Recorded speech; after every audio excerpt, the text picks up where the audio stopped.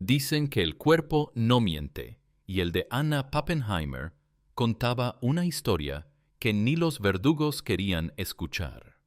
Sus pechos goteaban leche mezclada con sangre. Sus brazos temblorosos sostenían a un bebé que lloraba sin comprender por qué su madre gritaba.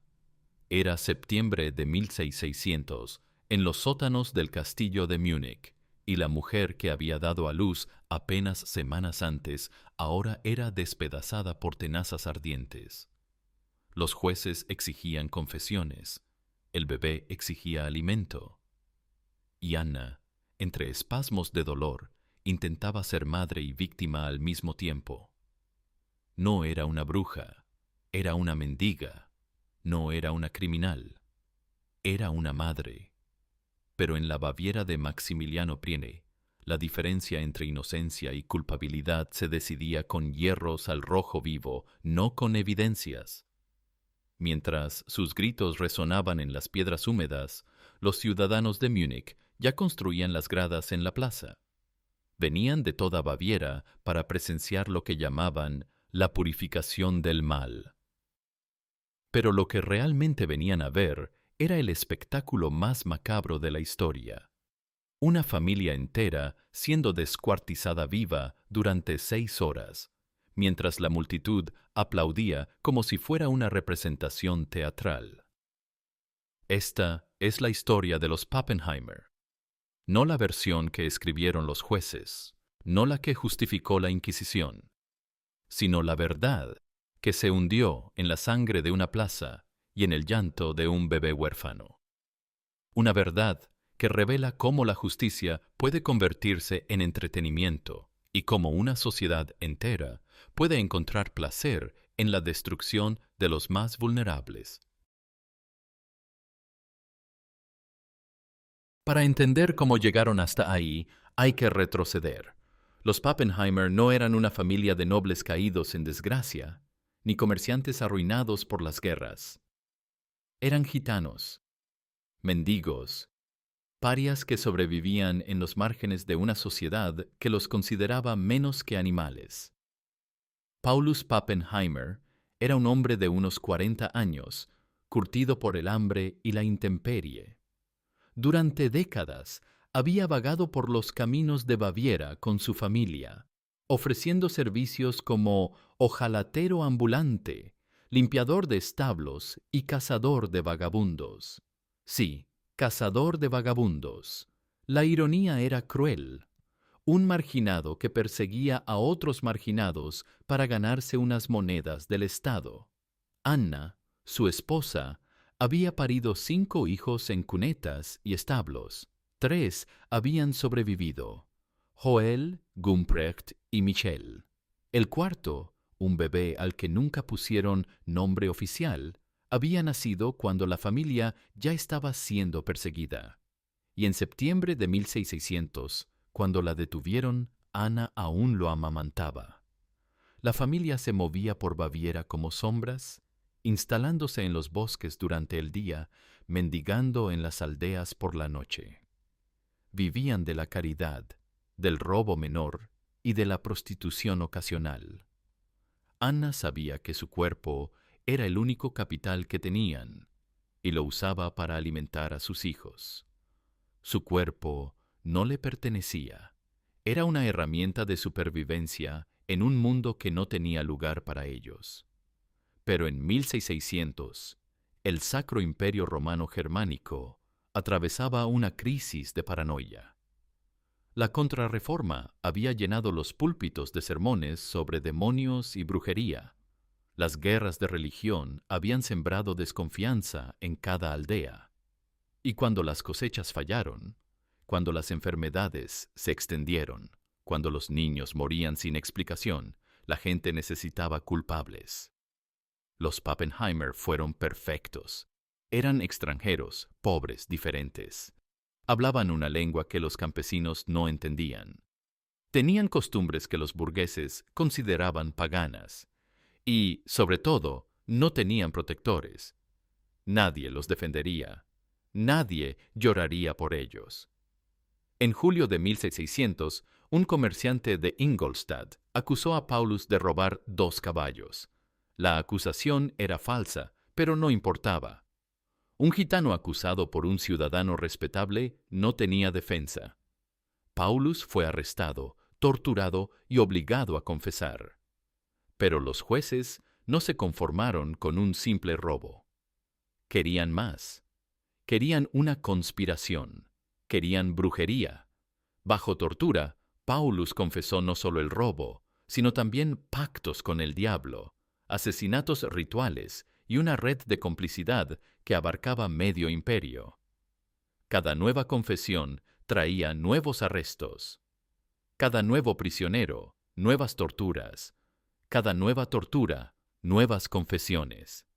Y cuando arrestaron a Ana con el bebé en brazos, el espectáculo adquirió una dimensión que ni los propios jueces habían previsto. Una madre lactante siendo torturada era algo que llenaba las tabernas de susurros morbosos. Y los susurros se convirtieron en muchedumbres. El castillo de Múnich no era solo una prisión, era un laboratorio del dolor. Los jueces bávaros habían perfeccionado la extracción de confesiones hasta convertirla en una ciencia macabra. Tenían instrumentos para cada articulación, para cada músculo, para cada pedazo de carne que pudiera ser despedazado sin causar muerte inmediata. Ana fue el experimento más refinado. Los verdugos descubrieron que una madre lactante ofrecía posibilidades únicas de sufrimiento. Podían torturar su cuerpo, pero también podían usar al bebé como instrumento de presión psicológica. Alternaban entre arrancarle pedazos de carne con tenazas ardientes y amenazar con hacer lo mismo con el niño. La mujer confesó todo lo que le pidieron: que había copulado con demonios, que había envenenado pozos, que había matado recién nacidos para usar su sangre en rituales. Cada palabra era mentira, pero cada mentira era una verdad arrancada con fuego. Sus hijos fueron torturados por separado. Joel confesó 400 crímenes después de que le quemaran las uñas. Gumprecht admitió haber devorado carne humana tras la tortura del agua hirviendo. Michel, apenas de 14 años, confesó asesinatos infantiles bajo potro y tenazas. Paulus resistió hasta ver torturar a Anna. Cuando vio cómo le arrancaban pedazos de carne mientras el bebé lloraba, se derrumbó. Confesó una red de brujas inexistente. Dio nombres de cómplices imaginarios. Describió rituales inventados bajo el dolor. Mientras tanto, los carpinteros construían el escenario más grande de la historia de la ciudad. El duque Maximiliano I había decidido que la ejecución sería un espectáculo sin precedentes.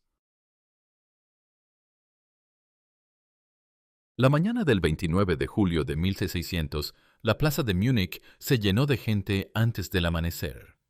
Venían de toda Baviera, desde las aldeas más remotas hasta las ciudades más prósperas.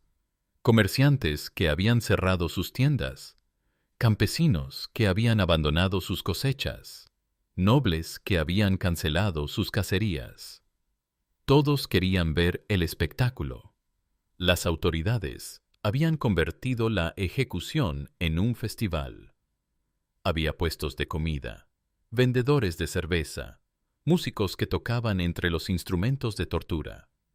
Las gradas construidas alrededor del cadalso se llenaron de las familias más respetables de la ciudad. Los niños se sentaban en los hombros de sus padres para ver mejor. Las mujeres habían traído sombrillas para protegerse del sol durante las 6 horas que duraría el espectáculo. 6 horas. Los jueces habían calculado minuciosamente el tiempo necesario para despedazar a 5 personas sin que murieran demasiado rápido. Cada miembro de la familia tendría su turno. Cada uno sería torturado de manera diferente. Cada uno ofrecería un tipo distinto de entretenimiento. Ana fue la primera. La trajeron desnuda, con el bebé aún en brazos. La multitud rugió. No de horror, sino de expectación. Querían ver cómo arrancaban la carne de los pechos que alimentaban al niño. Querían ver cómo le cortaban los pezones con tijeras ardientes. Querían ver cómo se retorcía mientras el bebé lloraba. Los verdugos comenzaron con las tenazas. Arrancaron pedazos de carne de sus brazos, de sus piernas, de su espalda. Cada pedazo era mostrado a la multitud antes de ser arrojado al fuego. Anna gritaba, pero no de dolor. Gritaba el nombre de sus hijos, que esperaban su turno encadenados al cadalso. «¡Joel! ¡Gumprecht! ¡Michel!», gritaba. «¡Perdóname! ¡Perdóname!». Pero ellos no podían responder. Tenían las bocas llenas de trapos para que no maldijeran a los espectadores. Los jueces habían aprendido que las últimas palabras de los condenados podían convertirse en leyendas peligrosas. Cuando los verdugos terminaron con Ana, la dejaron agonizando junto al fuego. El bebé había dejado de llorar. Nadie sabía si de hambre, de terror o de algo peor. Entonces trajeron a Joel. El joven fue desnudado y atado a una rueda. Los verdugos usaron masas para quebrar sus huesos uno por uno. Brazos, piernas, costillas. Cada golpe era calculado para causar el máximo dolor sin causar muerte. La multitud contaba 1, 2, 3, como si fuera un juego. Después de Joel vino Gumprecht. A él le aplicaron la técnica del desollamiento. Le arrancaron la piel del pecho, de la espalda, del rostro. La multitud gritaba instrucciones a los verdugos. ¡Más lento! ¡Que dure más! Michel, el menor, fue sometido a la tortura del fuego. Le quemaron los pies, las manos, los genitales. Su cuerpo de 14 años se retorcía como un insecto. Pero la multitud aplaudía. Los niños en los hombros de sus padres aplaudían. Finalmente trajeron a Paulus. El padre ya había visto morir a su familia. Ya había visto cómo despedazaban a su esposa mientras el bebé lloraba. Ya había visto cómo quebrantaban los huesos de sus hijos. Cuando lo ataron al poste, ya no tenía lágrimas, solo tenía sangre. Los verdugos reservaron para él el espectáculo final. Le aplicaron tenazas ardientes durante 2 horas. Le arrancaron pedazos de carne. Le quemaron los ojos. Le cortaron la lengua. Pero lo mantuvieron vivo, porque el gran final requería que estuviera consciente. Cuando el sol comenzó a declinar, prendieron las hogueras. Los 5 cuerpos mutilados fueron arrojados a las llamas. Ana aún respiraba. Joel aún se movía. Gumprecht aún gemía. Michel aún lloraba. Paulus aún miraba. La multitud estalló en aplausos. Habían visto el mejor espectáculo de sus vidas. Habían visto la justicia de Dios ejecutada por manos humanas. Habían visto cómo terminaban los enemigos de la fe. Pero nadie se ocupó del bebé. Nadie recordó que había un niño huérfano que lloraba entre las cenizas de su familia. Nadie preguntó qué pasaría con él, porque después del espectáculo la multitud se dispersó. Los vendedores guardaron sus puestos, los músicos recogieron sus instrumentos, y la plaza quedó vacía, excepto por las cenizas, los huesos calcinados y el llanto de un bebé que nunca sabría los nombres de sus padres. Esa noche, Múnich celebró. Las tabernas se llenaron de espectadores que contaban los mejores momentos de la ejecución. Los gritos de Anna cuando le arrancaron los pezones, los huesos de Joel quebrándose como ramas secas, la piel de Gumprecht desprendiéndose como pergamino, los llantos de Michel mientras se quemaba, los ojos de Paulus saltando de sus órbitas. Cada detalle era saboreado, recordado, exagerado. Los niños que habían asistido jugaban a ser verdugos con sus hermanos menores. Las mujeres comentaban qué técnicas de tortura habían sido más efectivas. Los hombres discutían sobre la resistencia de cada miembro de la familia. Pero en los sótanos del castillo, los escribanos trabajaban en silencio. Copiaban las confesiones extraídas bajo tortura. Elaboraban listas de cómplices. Preparaban nuevas órdenes de arresto. Porque el espectáculo de los Pappenheimer había sido tan exitoso que las autoridades decidieron repetirlo. En los meses siguientes, decenas de personas fueron arrestadas basándose en las confesiones de la familia. Cada una fue torturada hasta confesar nuevos crímenes. Cada nueva confesión trajo nuevos arrestos. Cada nuevo arresto, nuevas torturas. Cada nueva tortura, nuevas confesiones. El bebé huérfano fue entregado a un orfanato católico. Fue bautizado con un nombre cristiano. Fue educado en la fe verdadera. Fue convertido en un símbolo de la redención. El último Pappenheimer había sido salvado del mal. Pero nadie le contó la verdad sobre su familia. Nadie le dijo que sus padres habían sido torturados hasta la muerte por crímenes que nunca cometieron. Nadie le explicó que había sido usado como instrumento de tortura psicológica contra su madre. Creció creyendo que había sido rescatado de una familia de brujos y asesinos. Creció agradeciendo a Dios por haberlo salvado. Creció sin saber que las cicatrices en su cuerpo no eran marcas del demonio, sino heridas causadas por las tenazas que torturaron a su madre mientras lo amamantaba. Los documentos del proceso Pappenheimer se guardaron en los archivos del castillo durante siglos. Nadie quiso revisarlos. Nadie quiso recordar los detalles. Nadie quiso cuestionar las confesiones. Porque hacerlo habría significado admitir que el espectáculo más celebrado de la historia de Múnich había sido el asesinato de una familia inocente. Durante siglos, la versión oficial fue que los Pappenheimer habían sido una banda de brujos y asesinos que había aterrorizado Baviera, que habían confesado voluntariamente sus crímenes, que habían sido ejecutados justamente, que su muerte había librado al mundo del mal. Pero cuando los historiadores del siglo XIX finalmente revisaron los archivos, descubrieron la verdad. No había evidencia de ninguno de los crímenes confesados. No había cadáveres de las víctimas supuestamente asesinadas. No había testigos de los rituales diabólicos. No había pruebas de la red de brujas que había justificado décadas de persecuciones. Todo había sido inventado bajo tortura. Todo había sido una fabricación judicial. Todo había sido una mentira construida con dolor y mantenida con sangre. La familia Pappenheimer había sido destruida no por justicia, sino por entretenimiento. No por verdad, sino por espectáculo. Pero en 1600, la verdad no importaba. Lo que importaba era el espectáculo.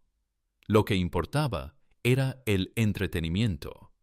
Lo que importaba era que la multitud se fuera satisfecha, que los niños tuvieran pesadillas excitantes, que las mujeres tuvieran algo que contar en los mercados. Y mientras la multitud aplaudía, mientras los verdugos cobraban sus honorarios, mientras los jueces justificaban sus decisiones, un bebé lloraba entre las cenizas. Un bebé que nunca conocería la verdad. Un bebé que crecería creyendo que había sido salvado del mal, sin saber que el mal había sido la sociedad que destruyó a su familia. Esta no es la historia de una familia de brujos que recibió su merecido. Es la historia de 5 personas inocentes que fueron convertidas en entretenimiento público. Es la historia de una sociedad que encontró placer en el sufrimiento de los más vulnerables. Es la historia de un sistema judicial que prefirió la mentira espectacular a la verdad incómoda. Los Pappenheimer no fueron los únicos. Fueron solo los más famosos. Durante décadas, las plazas de Europa se llenaron de hogueras alimentadas por confesiones falsas. Miles de personas fueron torturadas hasta confesar crímenes que nunca cometieron. Miles de familias fueron destruidas por el entretenimiento de las multitudes. Y el bebé huérfano que lloraba entre las cenizas se convirtió en símbolo de algo más profundo, de la capacidad humana para convertir la injusticia en espectáculo, de la facilidad con que una sociedad puede encontrar placer en la destrucción de los diferentes, de la velocidad con que la paranoia puede transformar vecinos en verdugos. Hoy, 4 siglos después, las tenazas han sido reemplazadas por cámaras, las plazas públicas, por pantallas, los gritos de los torturados, por comentarios en redes sociales. Pero el placer por el sufrimiento ajeno sigue intacto. La sed de espectáculo sigue viva. La capacidad para convertir la tragedia en entretenimiento sigue siendo la misma. Cada vez que una multitud se reúne para ver la destrucción de alguien, cada vez que la desgracia ajena se convierte en viral, cada vez que el dolor de los vulnerables se transforma en espectáculo, los Pappenheimer vuelven a morir. Y en algún lugar, un bebé vuelve a llorar entre las cenizas, sin entender por qué el mundo encuentra placer en su dolor. Esta es la historia de Ana, que amamantó a su hijo mientras la torturaban; de Paulus, que vio morir a su familia antes de morir él mismo; de Joel, Gumprecht y Michel, que confesaron crímenes que nunca cometieron para que el dolor terminara; de un bebé sin nombre que creció creyendo que había sido salvado del mal, sin saber que el mal había sido la sociedad que lo había usado. Esta es la historia de los Pappenheimer. No fueron brujos, no fueron asesinos, no fueron monstruos. Fueron una familia que tuvo la desgracia de ser diferentes en un mundo que odiaba la diferencia. Fueron chivos expiatorios de una sociedad que necesitaba culpables. Fueron entretenimiento para una multitud que tenía hambre de espectáculo. Y si esta historia te estremece, si algo dentro de ti se revela al imaginar las tenazas ardientes arrancando carne de una madre que amamanta, si la imagen de un bebé llorando entre cenizas te quita el sueño, pregúntate, ¿cuántas veces has sido espectador del sufrimiento ajeno? ¿Cuántas veces has encontrado entretenimiento en la desgracia de otros? ¿Cuántas veces has sido parte de la multitud que aplaude mientras alguien arde? Porque la plaza de Múnich no está en el pasado, está en cada pantalla que muestra la destrucción de alguien. Está en cada comentario que celebra la desgracia ajena. Está en cada like que aplaude el dolor de los vulnerables. Y mientras sigas aplaudiendo, los Pappenheimer seguirán muriendo. Y un bebé seguirá llorando entre las cenizas, preguntándose por qué el mundo encuentra placer en su dolor.